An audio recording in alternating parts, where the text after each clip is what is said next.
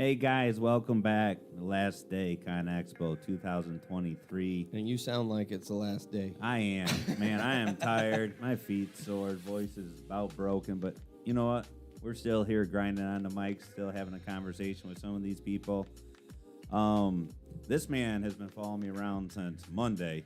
Well, hang on now. And You get way I ahead haven't of even gotten yourself. to his name yet. Who are you? But Well, I'm who Rick are you? Velko with Diesel and Iron, and the guy to the right of me is who? I'm Brian Furness with Diesel and Iron. And to reiterate what Rick just said, it has been a week. Saw lots of hangovers on the walk in here.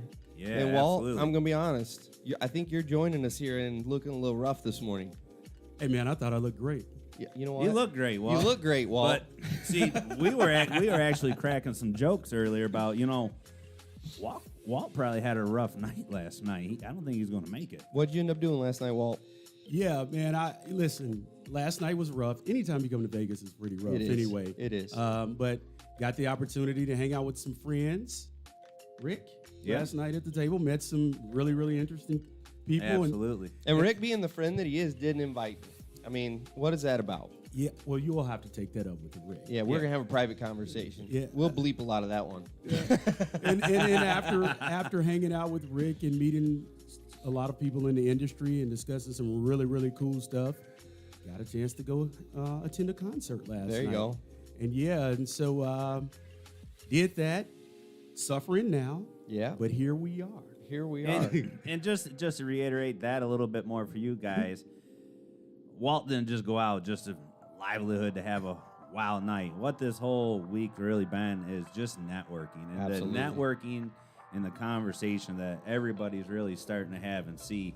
It's not that everyone's just running to Vegas and they're out there just having a wild, dandleful time out there. We're actually all just sitting here working, and everybody is constantly on the move from, I'd say, 7 a.m. to about Well, whatever 10 hour p.m. you most feel of the like, time. man, it's a long time. And it's cool because I think what a lot of people who have never attended one of these trade shows don't really get is it's not so much, you get to see the products here, and it is about seeing what's in the industry, but more importantly, it's about the networking that takes place just through organic, regular conversations. Absolutely. And last night was a primary example. You're sitting at a table somewhere at a hotel, and some guy walks over, oh, yeah, we're over here with this organization. You get to chat, and the next thing you know, you've both made a connection that's going to, potentially change your business going forward. Absolutely. And that's how it happens at the trade shows. Now, Walt, following that up, why do you feel it's so important for you guys to be here? What are you trying to accomplish as you walk around here? Yeah, hey, thanks, Rick. That's a great question. So as brand manager, I'm fortunate enough to be brand manager for the Chevron Delo brand of commercial products for the Americas, for on and off-highway segment. And it's important for us to be here because things are changing in the industry.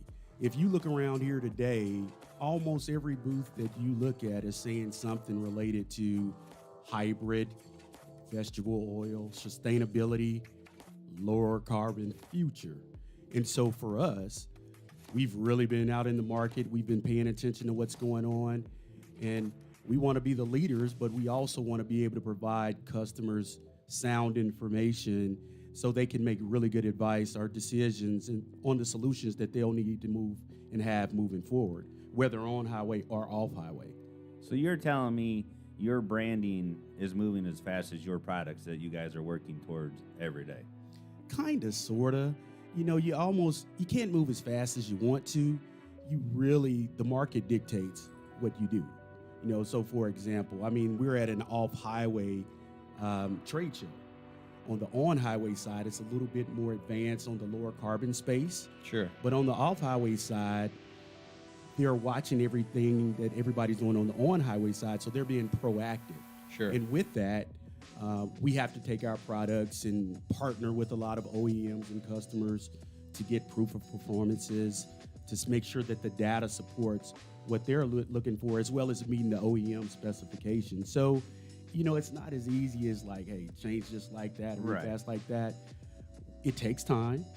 And we really want to make sure that the data is good so we can stand behind the product. But more importantly than that, it's really important that customers understand what they're getting involved with, because our business grows by word of mouth. If Perfect. we do well, they'll talk to their friends, and their friends will talk to their friends, and they'll recommend for something.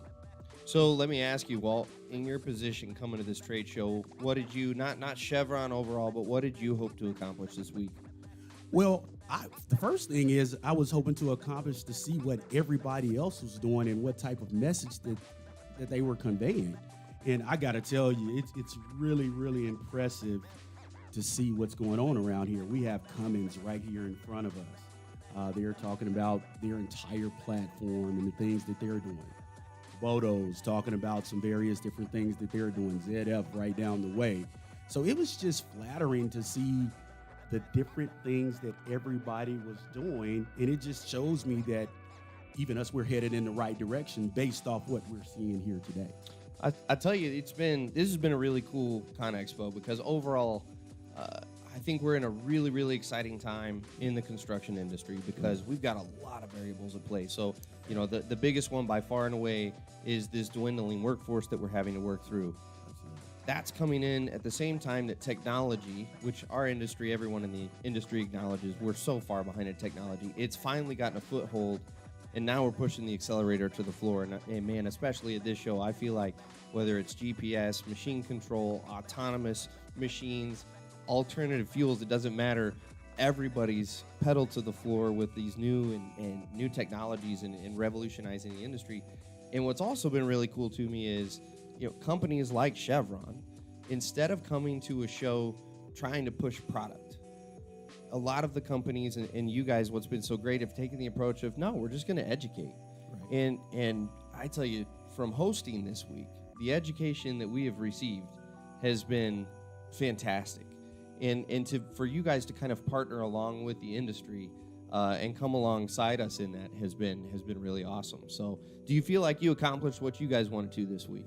Well, first off, thank you for that compliment in talking about what we were trying to do. But we couldn't have, I just want to step back and say, none of this would have been possible without you guys. Oh, we appreciate it. So I have to thank you first because, you know, being receptive to us having, you know, select individuals on your show to talk about various different things that are going on in this industry. We didn't want to make it about us. We wanted to make it relevant about what's going on in the industry. And then we're fortunate enough to be sitting here talking with you guys because you guys talk to the market. You have relationships with the customers. They need to hear what's going on. So kudos to you guys for that. I'm just flattered and humbled to even be a part of it, to sit here with you guys in that regard. And that's just a testament to just you guys. And then, like you say, your branding. And as hard as everybody's working on the back scenes, I took what would have been a 30-second to a 2-minute conversation on just a tube of grease the other day with Nathan, and I was over there talking for 30 minutes. The big disconnect from just you guys down to the boots on the ground and consumers really shows a presence is, like, it's scary when you start talking about the new wave, this ultra, let's go green, hydrogen, natural gas. That's scary for a lot of end users. So when you see, like, at a trade show like this, everybody's all in on this. It's not, here you go, we're just going to shove it down your throat. And when you start presenting that out there, it's actually a very warm, everybody's leaning into it. And that's what I've really noticed a lot around the trade show now, is we kind of walk around and we see this new exciting time that's about to happen. And we're recording everything with the technology. You're about to see something now that's going to make history. And to be a part of it isn't so scary as it used to be back in the day. It was just the dark ages, right? Oh, absolutely. I mean, because a lot of customers now, prior to coming over as brand manager in this role, I spent some time building CNG stations and hydrogen stations out on the West Coast.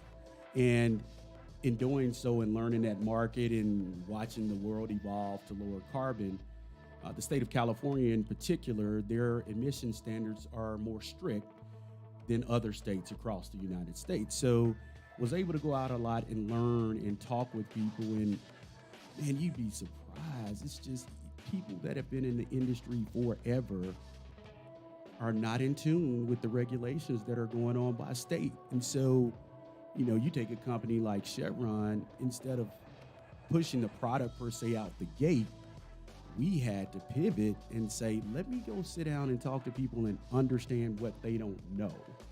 And then, because it starts from regulatory by state. Like, are you familiar with the regulations in your state? Do you know how that applies to on or off highway? Did you know that there were grants and incentives available for you to get on and off highway road equipment, right? And so when they don't know those things, you have to coach and mentor them and educate them on that. But then you help yourself too, right? Because then it helps you to go have conversations with the OEMs to say, hey, in the state of California, by 2035 or 2040, they have to be in a certain situation. How are you guys helping the customer to get there? And then I'll need to go back and talk to our teams about how do we make sure that our products meet the needs of those specifications. Correct. I think you hit the nail on the head, and I think that's why I've reiterated the being so appreciative of the education component of this is because, for boots on the ground guys like us, we don't have time to follow all the new regulations coming down. We don't have time to go research all the new technologies and try to figure out our strategy as a company for alternative. Yeah, no one's got time for that. We got deadlines for this project that's right in front of us, right? Where we've got $500,000 or $1 million out on the table. Like, that's our focus. Right. And traditionally, the way this industry is operated is, the manufacturers, regulators come out with regulations, manufacturers react, and then they show up on our job site, go, here you go, this is the new thing, take it. Right. And us on the dirt side, it's like, well, we don't even know what we're supposed to do with this thing. That's right. And so to have the industry start to finally recognize, hey, we need to bring these guys in on the conversation, because just throwing that whether it's product or if it's a new machine or whatever, just throwing it in the field and saying, here, deal with it, isn't really working for us. And so it's a really exciting time to have people partnering with us in the industry to say, no, let's get you up to speed on where we're at, why we're doing these things, and let's get you into the best thing that's going to help you in your business. Absolutely. That's perfect. And once you do that, it takes all of the guesswork out for these guys, ladies that are working in this field. Because, look, the job is hard enough as it is. Sure. At the end of the day, you got to meet the task. You got to finish the project. Absolutely. And so if you got to finish the project, and then you've got all these other things that are going on that you don't know anything about. Absolutely. That might interfere with you completing the project. 100%. Well, and it does. And the interesting part of the educational aspect that Brian and I just took away from the show, it isn't, this is our product, let's shove it down your face kind of approach. It's more of we want longevity products that help you perform, whether it's in your engine or a greasy maintenance or just even pulling samples of oil so we could tell you where you're at. Because if you want to run 2,000 hours or 250 hours, maybe the product's capable of it, but the OEM said, no, let's not do it. But if you're testing just the money that you're saving, because it hasn't broken down yet, but rules are rules. Oh, yeah. And that, just the educational side for us to take away from that was just shocking. That I never even thought you'd really even think about it. You wouldn't talk about it. Oh, yeah. It's so sophisticated, and we're still learning. There's no blueprint for this when you think about the lower carbon aspect of it. And so even thinking about the company that sits right over here in front of us, Cummins, that will have the only natural gas engine in North America. That's so it doesn't matter what OEM you use or platform you use. If you want a compressed natural gas engine, it has to be Cummins. Yeah. And so, working with them and them creating a new engine that's coming out next year to compete directly with their diesel engine, it's close in torque, close in power, from a range perspective, a little bit of differences. That is what the market is wanting to know and wanting to understand. Like, how is this thing going to compete with what I know today? And that's diesel, right? Yeah. That's all that we know. We don't really know anything else. Now, you can take the concrete industry, for example, the waste haulers. Yeah. A lot of them have been using compressed natural gas for a while. And so they've received the credits and the tax breaks for that. But even still, these engines they need to get a lot powerful in order for the customers to haul the loads. Yeah. And the same thing will apply for the off-highway side of it. The concrete stuff is considered off-highway. Cement vehicles off highway, and to a degree waste haulers. Sure. And then you'll have some mining stuff down the road, earth moving equipment, I should say. Yeah. That'll be the same way. But it's fascinating times, a lot to learn. But, having platforms like what you guys have where they have a place to go or that they can lean on to at least retrieve guidance, and I'll call it guidance. Absolutely. Man, it's just phenomenal. So, you guys have truly started something unique and much needed in this industry, because before now, it hasn't been here. But the way of the world is technology. Yeah, it is, and that's to go back to it. That's one of the biggest takeaways I've had this week is, you watch a YouTube video or you see an article on alternate fuels, and it's a knee jerk. Oh, that'll never work. We're 15, 20 years out from that being practical. Right. With some of the lubricant, the oil testing and all of that stuff. Oh, that's for big companies. I don't need any of that stuff. But it's really when you start walking around and you start talking to people that you start to understand, oh, natural gas is, and this is for me personally, natural gas has lost a lot of its scary factor. And I'm starting to recognize that technology is substantially closer than I thought it was. Oil testing. I'm not worried about paying $20-$30 for an oil sample anymore, now that I understand what that's doing for me and my business and how it's actually saving me money in the long term. And it's just that educational component that you get by walking and talking with people in these industries. That's where the impact is of the show. Yeah, and the oil analysis piece of it is super important, but we find time and time again that a lot of people, because they don't understand how to interpret oil analysis, they don't do it. You're trying to sell me some add-on service. Exactly. Come on. Yeah. And so, if you look at today's equipment, I mean, you're getting 1,000 hours, 1,500 hours. The only way you can achieve that is by understanding the oil analysis. Sure. So another service aspect of that is, from Chevron, what we're trying to do with the customers is help to teach them how to interpret oil analysis. Yeah. So it really goes beyond products. It's products, it's services, it's relationships, it's coaching, it's mentoring. It's just like what you guys are doing. I mean, you can have all of these OEMs that come up all the time. They can tell you, oh, we've got the best engine in the world. Right. Oil and gas companies can come up and say, I got the best product in the world. But there are still some things that you have to do to ensure that all of those things are meeting their needs. Oil analysis is a huge component. We don't talk about it enough. Yeah. Customers don't understand it enough. But the same rule would apply for off-highway. If you're doing it on highway, you got to do it for off-highway. Yeah. If you don't understand it, reach out to the person that you're buying your oil from. Yeah. So they can coach and mentor you on how to be better in that space. Yeah. That's well said, Walt. So thank you again for being with us. We're going to end up wrapping up ConExpo here in just a second, but we're not going to go out with a bang, Walt, with let's throw down the message. Yep. You can take this as light or as deep as you want, Walt. What's your purpose in life? You stole my podcast question. Wow. That dog, man. Wow.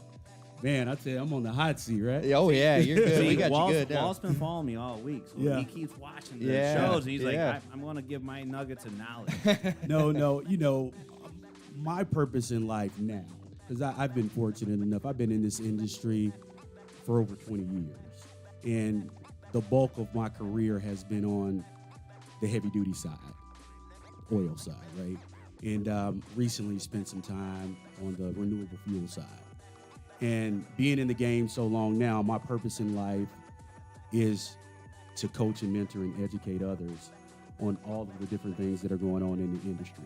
And it's important because, on one hand, you have our seasoned team of people that are really, really sophisticated and educated on how things go. And then on the right, you have our young team that are coming in.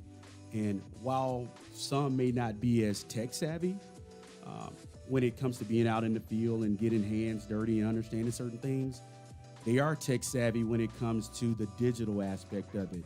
So now I'm trying to figure out a way as a leader how to merge the two so we can present even a better message. So Right. my purpose now is to really be able to be that great coach, mentor, and leader that I can be to bridge the gap between the season and the new. That's beautiful. And that's great. just the testament, as we always talk about, Brian. We always talk about that's just a trade. That's really just the industry. Yeah. Well, that's what the industry should be. I mean, Correct. that's the hurdle that we're working towards is really the relationship you just described of understanding that when you're in a position of having experience in the industry, having that knowledge, Right. you've got to now step up. And now you need to become a mentor. You need to start passing that knowledge forward instead of hoarding it, instead of, just hazing the new guy. You need to really be transferring that knowledge down so that we can all benefit from it. So well said. Love it. Thank Love you, it. man. Thank you. Thank you for having me, man. Thanks for being here. I'm proud of you guys too, man, because I'm excited. Like I really am, because this is just wonderful. It's something new. We haven't done anything like this before, but you guys could have been with anybody, right? And the fact that you're willing to partner with us to help to get a message out to the market of all of the important things that are going on, I'm humbled, I'm flattered, and we look forward to working with you guys. And I always wish you the best every week in everything that you're doing. Appreciate it. So, Well, I have two thank yous. I have a thank you to Walt the person for being on. I have a thank you to Walt at Chevron for having us out. This has been a great week. We appreciate it. hey, thank you, man. Thank you. And we thank you guys for following along. We're sorry you couldn't make it out to ConExpo 2023. This is our last stream, so we are shutting her down, but we thank you for following along. And stay in touch, guys. Absolutely feel free to reach out with any questions, with anything you've seen here on the live streams this week. Reach out. We're more than happy to answer your questions. And we'll catch you guys here in 3 years at the next ConExpo. See you Thanks, guys. Take care.